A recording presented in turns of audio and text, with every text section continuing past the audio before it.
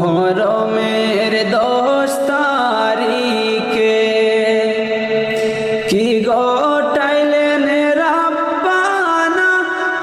বৃদ্ধ উত্তর দিল, কারবালা। ইমামের চোখ ভিজে উঠল। তিনি বুঝলেন এটাই সেই জায়গা যেখানে ত্যাগের চূড়ান্ত পরীক্ষা হবে। চৌঠা মহররম থেকে ইয়াজিদের সেনাপতি উমর ইবনে সাদ তার সৈন্যবাহিনী নিয়ে ইমামের কাফেলাকে চারপাশ থেকে ঘিরে ফেলল। 7ই মহররম থেকে শুরু হলো ইতিহাসের সবচেয়ে বড় নিষ্ঠুরতা। ফোরাত নদীর তীর থেকে ইমামের তাঁবু সরিয়ে দেওয়া হলো এবং পানি বন্ধ করে দেওয়া হলো। মরুভূমির তীব্র রোদ আর তপ্ত বালুর ওপর তৃষ্ণার্ত শিশুরা পানির জন্য ছটফট করতে লাগল।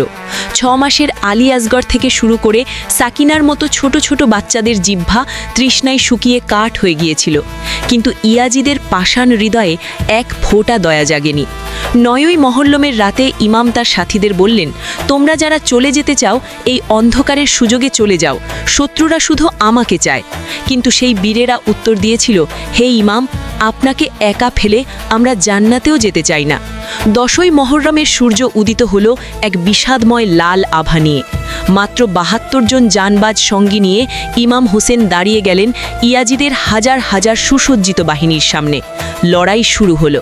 একে একে ইমামের সাহাবীরা ময়দানে গিয়ে বীরত্বের নতুন ইতিহাস লিখে শাহাদত বরণ করলেন।